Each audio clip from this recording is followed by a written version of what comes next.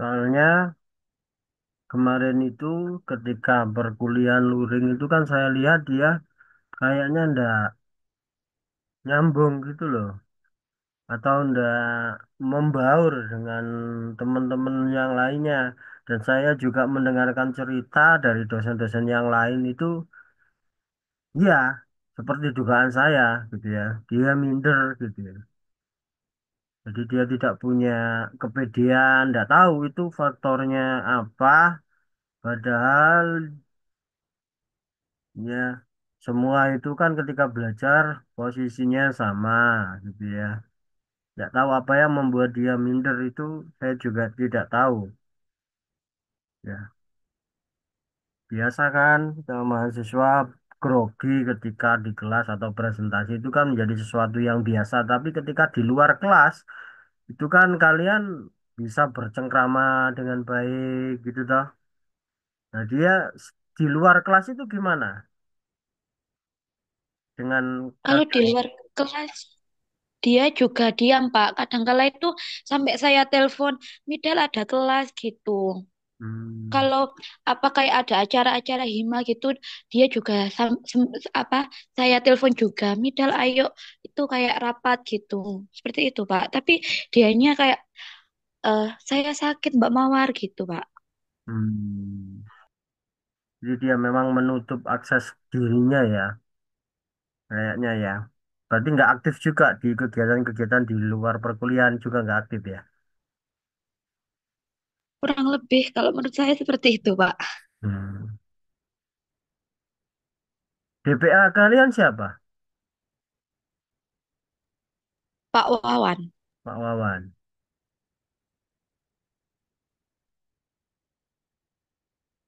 Ya, ya, ya.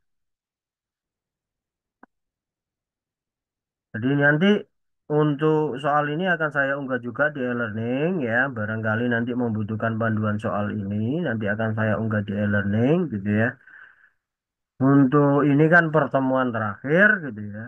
Untuk perkuliahan silakan barangkali ada yang ditanyakan terkait perkuliahan dari awal sampai pertemuan akhir hari ini sampai akhirnya proses mengerjakan tugas-tugas akhir. Ada yang mau ditanyakan silakan. Atau juga boleh menyampaikan apapun terkait perkuliahan, tentang permasalahan, tentang apa yang belum dipahami. Semuanya boleh, tidak terkait tentang mata kuliah sejarah sastra saja. Sebagai bentuk evaluasi pembelajaran kita di pertemuan akhir. Silakan.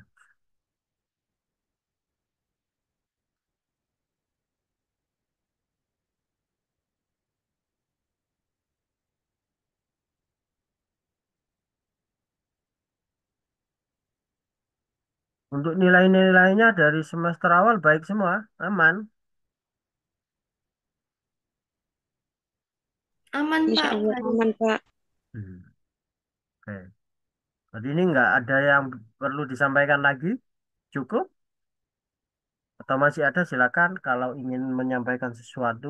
Monggo. Kalau tidak ya tidak apa-apa, maka pertemuan hari ini bisa saya akhiri. Silakan, barangkali ada yang mau disampaikan.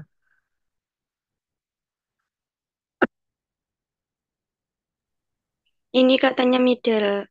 Saya WA Pak jawabnya, iya Mbak Mid, HP-ku nggak bisa nyala tadi, jadi aku nggak jadi ikut jamnya Pak Fatoni gitu. Hmm. Untuk yang kelompoknya yang lain, Itu, Pak, masih tidak belum dibalas. hmm, takutnya ada masalah dan mereka tidak berani masuk kuliah gitu loh. Nah, nah sebelum itu kejadian, nanti kan akhirnya mereka nggak punya tugas UAS. Ya, itu kan nanti jadi masalah buat mereka sendiri. Saya tidak ingin mahasiswa saya tidak lulus itu saya tidak ingin. Makanya kalau ada masalah saya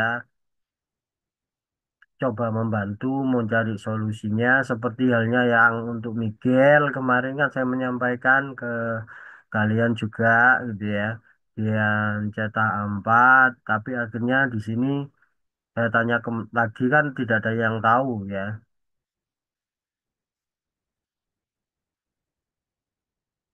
Coba nanti ditembusi juga untuk tugasnya itu. Karena nanti minggu depan itu kan saya bisa ngecek waktu UAS di FKIP ya di gedung. Oh, sudah ada tugasnya apa belum. Nah kalau Miguel di UTS nanti nggak ada, UAS itu nanti katakanlah ya sampai nggak menyelesaikan ini walaupun kerja kelompok, akhirnya nilainya kan dia tidak terkumpul. 2 poin untuk UTS dan UAS tidak ada. Tuh. Ya jadi nanti barangkali masih belum bergabung dianya atau kelompoknya Miguel dan kawan-kawan ini ya. Coba nanti kalau sudah membalas kalian ya, ketika memang ada masalah, suruh berkomunikasi dengan saya. Seperti itu. Untuk yang hadir di sini, ada yang mau disampaikan? Cukup? Cukup, Pak. Cukup, Pak. Oke, sudah cukup. Maka untuk pertemuan terakhir, pertemuan ke-14 dari mata kuliah Sejarah Sastra, semoga semua yang kita pelajari dari awal sampai akhir ini bisa memberikan kita pengetahuan, pemikiran yang lebih terbuka terhadap fenomena-fenomena gitu ya. Karena apa? Karena sastra, mempelajari sastra, membaca sastra itu cara untuk menghadapi kehidupan lebih baik, untuk menjadi sosok yang lebih baik, ya. Bahkan, ya, Barack Obama, kalian tahu Barack Obama?